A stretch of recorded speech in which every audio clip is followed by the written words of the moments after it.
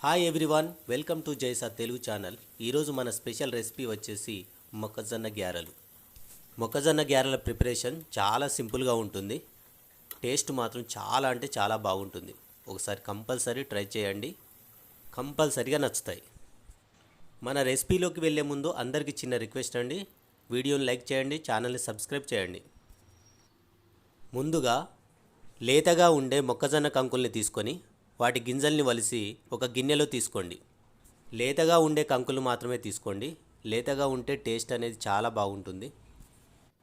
ఈ మొక్కజొన్న గింజలను ఒక మిక్సీ జార్లో తీసుకొని ఒక 5 లేదా 6 పచ్చిమిర్చీలు, ఒక చిన్న అల్లం ముక్క, కొన్ని ఎల్లిపాయ రెబ్బల్ని 4-5 తీసుకున్నా సరిపోతుంది. ఇది మీ ఆప్షన్ అండి.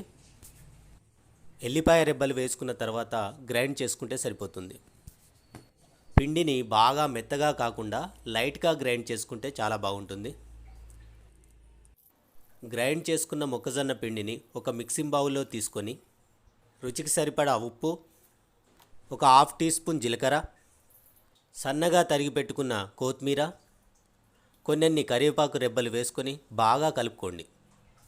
స్పైసీగా తినాలనుకునే వాళ్ళు మాత్రం ఒక 1/2 టీ స్పూన్ కారం, చిటికెడు గరం మసాలా వేసుకుంటే సరిపోతుంది.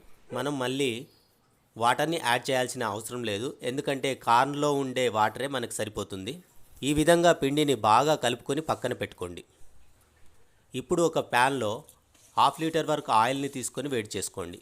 ఆయిల్ వేడయ్యాక మనం కలిపి పెట్టుకున్న మొక్కజొన్న పిండిలో నుంచి ఒక నిమ్మకాయ సైజ్ అంత పిండిని చేతిలో తీసుకొని ఈ వీడియోలో చూపించిన విధంగా ఒత్తుకోండి. ఇప్పుడు వత్తుకున్న పిండి ముద్దను ఈ వేడైన ఆయిల్లో వేసుకోండి. మనం తీసుకున్న ప్యాన్ సైజుని బట్టి ఒక 5 లేదా 6 గ్యారెలను వేసుకొని వేడి చేసుకుంటే సరిపోతుంది. గ్యారెలు మందంగా రాకుండా చూసుకోండి, మందంగా వస్తే సరిగా కుక్ కాదు.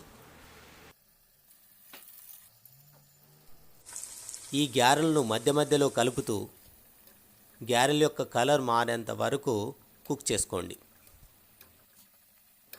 ఈ గ్యారెల యొక్క కలర్ అనేది లైట్ బ్రౌన్ కలర్లోకి మారిన వెంటనే గ్యారెలను ఆయిల్లో నుండి తీసేసి పక్కన ప్లేట్లో వేసుకోండి. ఇప్పుడు మన టేస్టీ మొక్కజొన్న గ్యారెలు రెడీ.